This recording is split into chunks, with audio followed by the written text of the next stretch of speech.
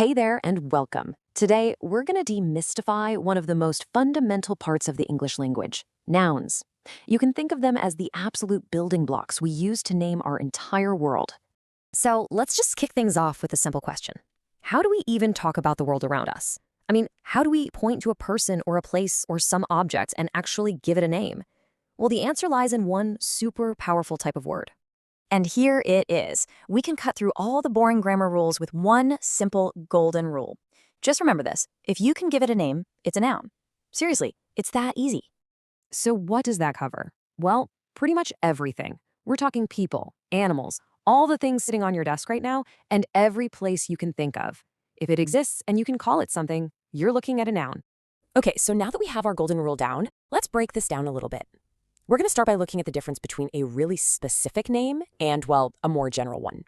First up, we've got proper nouns. I like to think of these as the VIPs of the noun world. They refer to one specific, totally unique person, place, or thing. There's only one of them. For example, Lisa. We're not talking about just any girl. We're talking about the Lisa, from Blackpink. Or Elon Musk. Or Xi Jinping. These names point to one single, unique person. And that's exactly what makes them proper nouns. Now, on the flip side, we have common nouns. These are the general, everyday names for things. They don't point to one specific thing, but to a whole entire category. So instead of Lisa, we just have the word girl. Instead of a specific professor's name, we just say teacher. They're general labels that could apply to tons of different people. They're just common. And here's where you can really see the difference side by side. A proper noun, like Lisa, zeroes in on one single, unique person. But a common noun, like girl, could refer to literally millions of people. One is specific, the other is general. That is the key.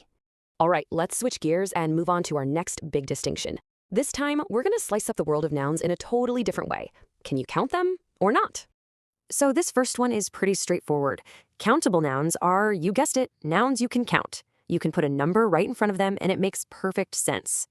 You can have 1 boy or 10 boys. You can see 2 students or 100 students. You could own 1 car or a whole garage full of cars.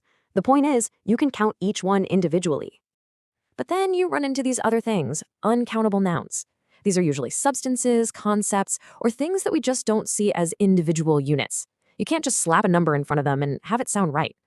Think about it. You wouldn't really say, I'd like 3 waters, or give me 2 sugars. It just sounds a little weird, right? That's because we treat these things as a whole mass. So that brings up a really good question.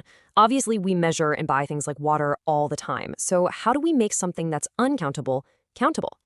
And here's the brilliant little trick. You just put the uncountable noun into a container.